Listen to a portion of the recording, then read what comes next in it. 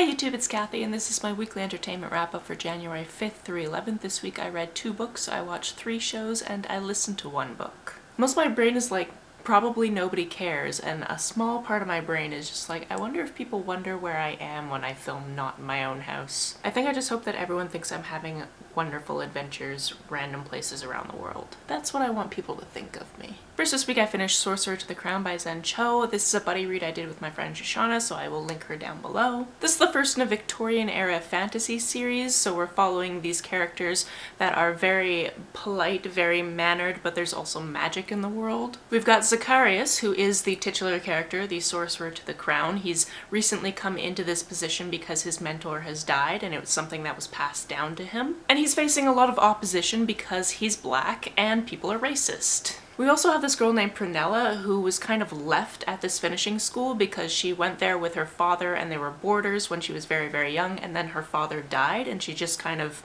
continued to live there. And it's this weird situation where the school is for gentle witches, but they don't actually teach you any magic because women aren't really supposed to do magic unless it's like domesticated magic, which is such a weird concept and like an interesting societal thing about this book. I spent a lot of my time just rolling my eyes at all the people being like, well, surely women can't do magic, and just waiting for this girl to be allowed to do magic because she ends up being super powerful. Jashana and I talked about this book a lot in our buddy read, and I think that it came down to there were too many little things happening.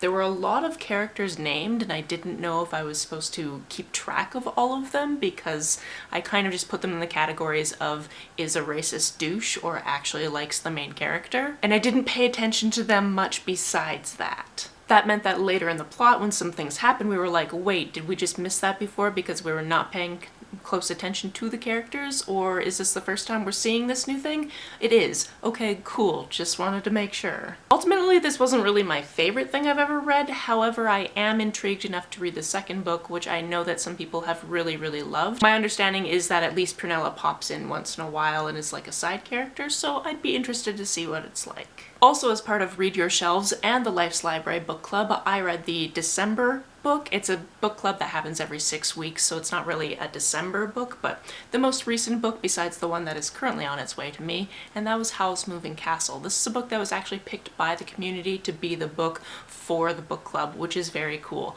I am so behind on reading my Life's Library books because I forget that they're coming and then they show up and I'm like, great, I want to read this, and then I don't put them on TBRs because I'm terrible, so I'm trying to read at least 1 more of them during Read Your Shelves. Howl's Moving Castle is one of those funny things where like I know there's a movie and I know people love it and I haven't seen it and I didn't know anything about it and I didn't know anything about the book going into it, so I had no preconceived notions besides this is a thing that people like. This book is about the eldest of 3 sisters. Her name is Sophie. It's kind of this notion where if you're the eldest of 3 sisters then you get all of the bad luck, and she's kind of grown up with that, so it kind of just figures that her life's not going to be anything special. And then one day she's working in the hat shop, she apprentices there for her stepmother, and this woman just comes in and curses her, and then we go on an adventure from there. I can see why people really, really like this. I really enjoyed the pace of the plot. There was always something interesting happening, especially with this moving castle, which is, you know, a titular character onto itself. Because once you get inside this castle, it can go to a few different places besides where it is actually currently situated.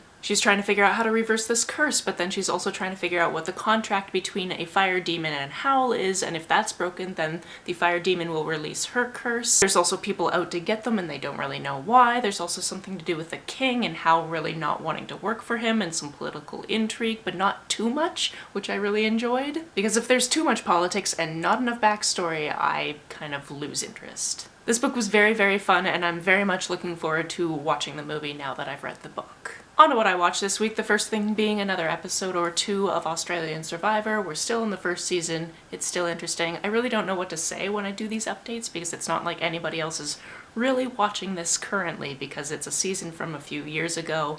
It's a very niche thing to be watching, but I am very much enjoying it. Some people have gone home that I didn't foresee them going home. I'm interested to see when a merge is going to happen, if it's going to happen soon. There's one tribe that is doing very, very poorly and basically losing every challenge, which kind of sucks for them. Something else I watched that had way too much political intrigue and very confusing storylines and timelines is The Witcher. We finished the first season. It's already been renewed for a second season, so that's happening. I don't know how stoked I am about that. I like watching things with sword fighting and kind of medieval periods and magic. All of that is very interesting, but the way this story is told is very confusing. Had it not been for the person I was watching it with, I wouldn't have realized that we were in a bunch of different timelines and going back and forth and around, because with the exception of like the one character, Mousak, nobody ages in this thing, so I don't know when we're talking about, and characters are like, oh, I've been doing this job for 30 years, but they look the same because magic, and I was very confused a lot of the time. We also finally turned on closed captions because that made it so I would actually A, understand what their names are, and B, understand what they're saying all of the time instead of about 50% of the time. This is one of those things where I wonder if I would have understood the weird timeline if I had read the books or played the game beforehand, but at the same time, like, you should be able to go into a piece of media and know what's going on with the timeline. That's why people usually indicate, oh, we've gone back in time or we're going forward in the timeline. That's helpful. So I don't know what season 2 will look like. I don't know when it's coming out.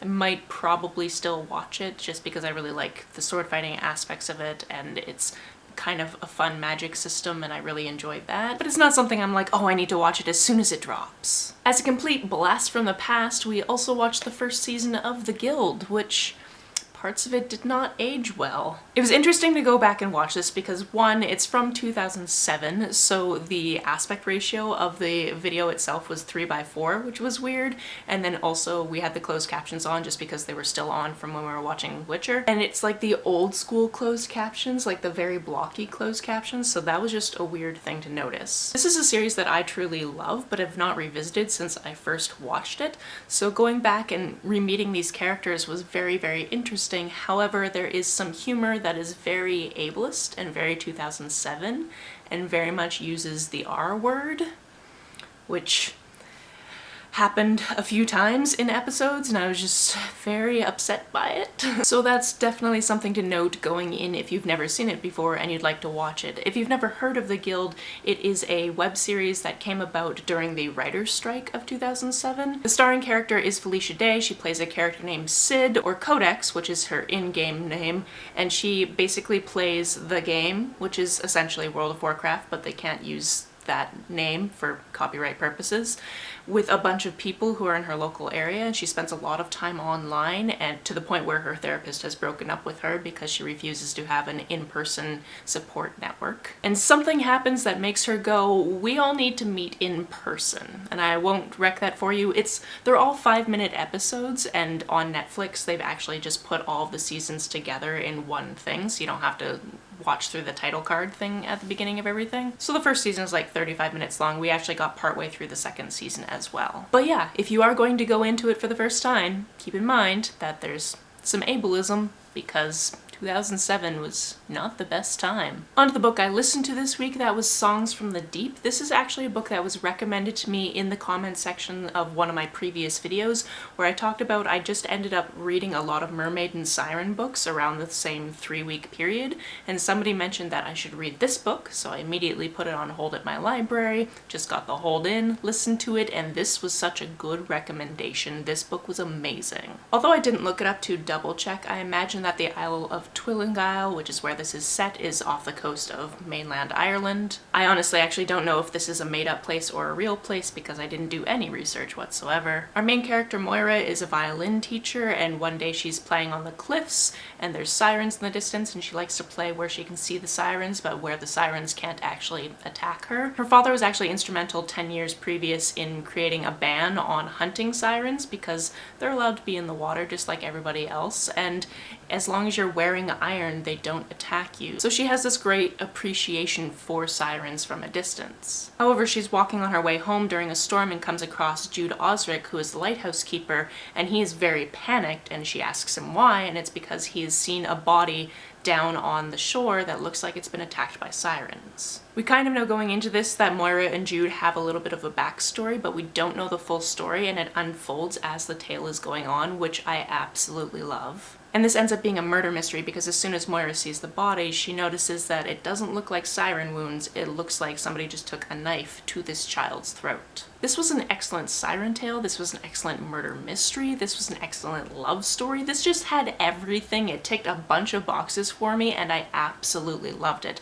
The audiobook was also wonderfully narrated, so if that's your jam, definitely see if you can find the audiobook because it's wonderful. That's it for this week. If you've read, watched, or listened to any of these, let me know about it down in the comments below. On the way down to the comments, if you hit that subscribe button, that would be very nice of you. You can like and share this as you see fit, and I will see you very soon. Bye!